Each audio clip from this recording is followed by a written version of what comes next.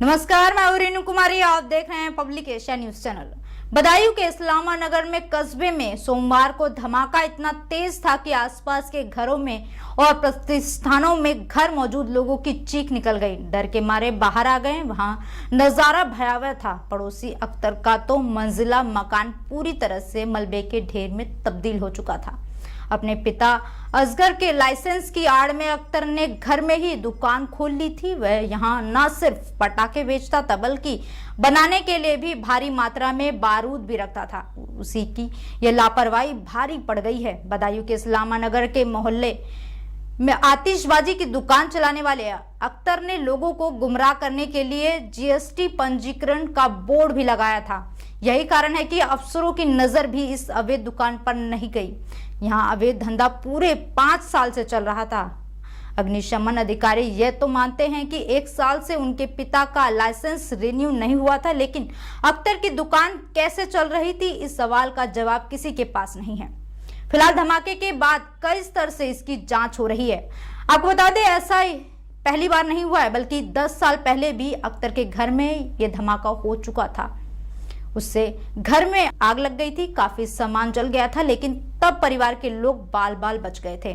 उसके बाद भी अख्तर ने इसे दोबारा शुरू किया, ये जानते हुए कि इससे कोई बड़ा हादसा हो सकता था।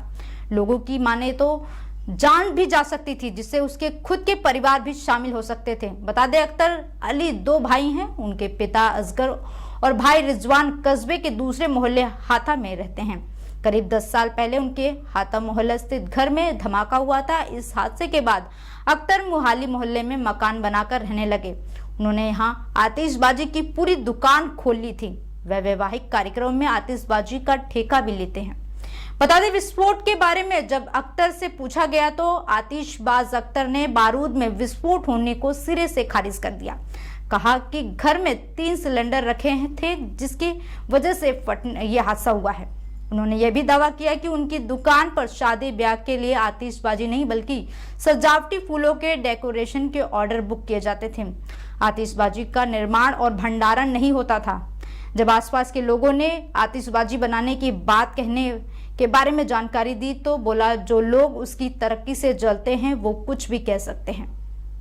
बता दें, इस्लामा नगर के अख्तर के नाम आतिशबाजी का लाइसेंस नहीं था। उसके पिता असगर अली के नाम लाइसेंस है, लेकिन 1 साल से उनका रिन्यूअल नहीं हुआ है। पिछले साल दिवाली से पहले सभी पटाखा निर्माण स्थल और बिक्री स्थलों को चेक किया गया था।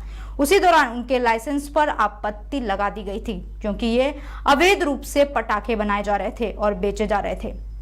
आपको बताते हैं, चंद पैसों के लिए अक्सर अख्तर जैसे जाने कितने लोग अवैध कारोबार के जरिए अपने साथ कई लोगों की जान खतरे में डाल देते हैं, बिना ये सोचे समझे कि इससे आगे का परिणाम क्या होगा।